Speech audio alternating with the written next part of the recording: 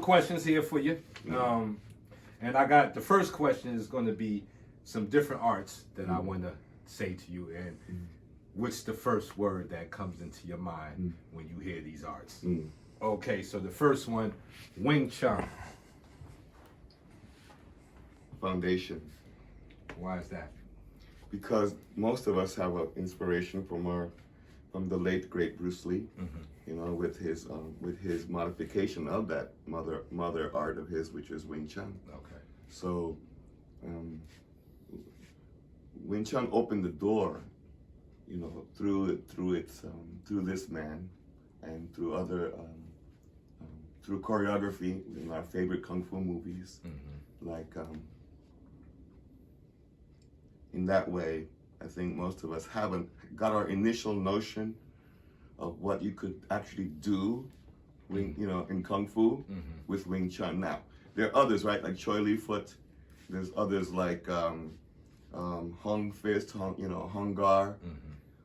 But God darn it, you know, none of them actually put their hands up like this and like held guard and like went 1-2, you know, like in a boxing way. So I believe Wing Chun has been great for opening the mind to many of us, and it's a simple enough art in terms of the vocabulary, the syllabus of things. There's 3 major empty hand forms, a pole in the version that I know, the knife in the version I know, and the dummy. Okay. So if you take Choi Li Foot or Hung Gar, they have 37 or 40 weapons.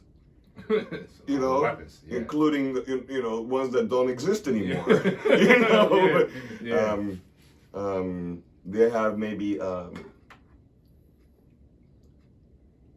dozen forms or more to complete. You know, let's say to get to the black belt level of these older kung fu styles.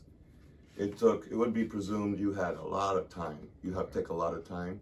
Whereas Wing Chun, the presumption is that you should be pretty competent within a couple of years or less. Yes. So they pushed out quickly. Right, again, given the context of history, right? The history at the moment of the Chinese, when the Chinese people, Han people, were under foreign oppression. Wing Chun is born to be like the ninja, kind of like something you ought not to know. Right? Like, how'd you get that good that fast? Right? You know, you're like you're a waiter in the restaurant. How did you get this good? Right? Yes. Or you're a butcher in the meat shop. I mean, you know. You know, it's like I love Wing Chun's history, and the fact that it's a spirit of people's